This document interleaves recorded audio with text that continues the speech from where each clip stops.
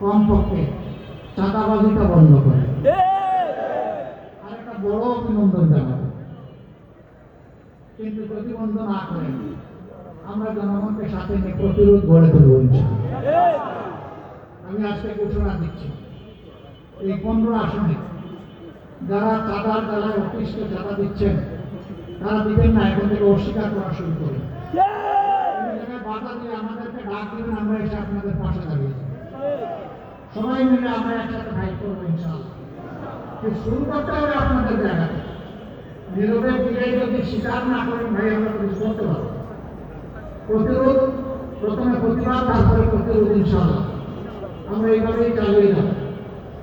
সম্মানিত বন্ধুগণ, আমি কথা দিয়েছিলাম যে আমরা নির্বাচিত হলে এখানে সবাই মিলে পরামর্শ করে এই আসনের সমস্যাগুলো ইনশাআল্লাহ আমরা দূর করব। আমি কথা দিয়েছিলাম যদি বাংলাদেশের সরকার গঠনের সুযোগ আমরা পাই তাহলে সারা দেশে একটি কাজ করব।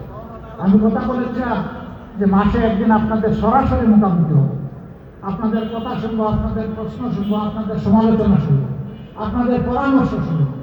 সব শুনে আমরা পরবর্তী কর্মপন্থা আমরা নির্ধারণ